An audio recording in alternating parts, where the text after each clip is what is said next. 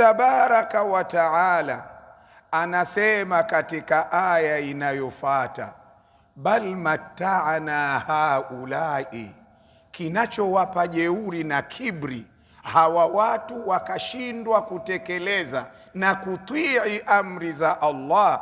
Mata'ana haulai, tumewaneemesha hawa, wanakula mapema.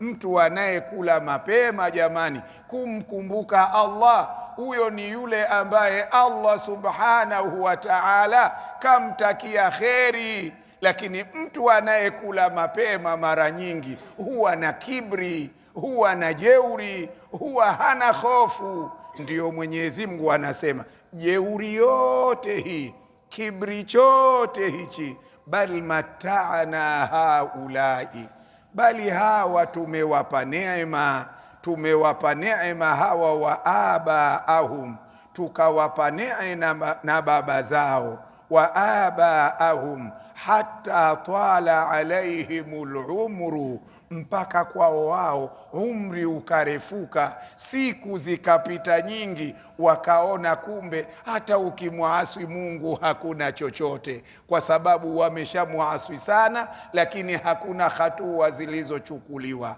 Sasa kule kuto kuchukuliwa hatua, wao wameona kwamba hakuna lolote. Hatta tala alaihimul umru, Allah tabaraka wa taala anasema afala yarauna, hawaoni wakazingatia, pamoja na kwamba umri umekwenda sana, miaka imepita mingi, adhabu haijateremka. Afala yarauna, hawaoni wakazingatia, anna naatil ardha, sisi tunakwenda katika maeneo mbalimbali ya ardhi, na nkusuha, ayo maeneo tunayachukua, yanakuja katika mikono ya Waislamu. Hapa Mungu anazungumza na makafiri wa Maka.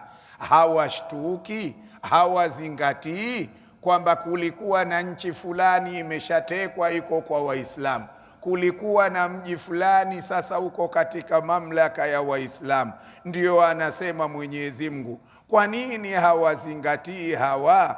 Afala yarauna, hawaoni ikawa sababu ya kuzingatia, anna naatil ardha, sisi tunaenda sehemu mbalimbali za ardhi, na nkusuha, tunazipunguza. Yani tunazipunguza kwa maana zinatoka katika mikono ya makafiri, zinakuja katika mikono ya Waislamu, kwa sababu dunia maeneo mengi yako katika mikono ya makafiri. Kwa hivyo Uislamu ulipokuwa unatanuka, ikawa mara umechukua Taifu, iko kwa Waislamu, mara umechukua Liyamama, iko kwa Waislamu, mara imechukuliwa Shamu, iko kwa Waislamu. Kwa hivyo hawa watu wa Maka hili hawawezi kupata funzo, na nkusuha min atrafiha, tunaipunguza kutoka katika ncha za hiyo ardhi. Mungu anawauliza makafiri wa Maka,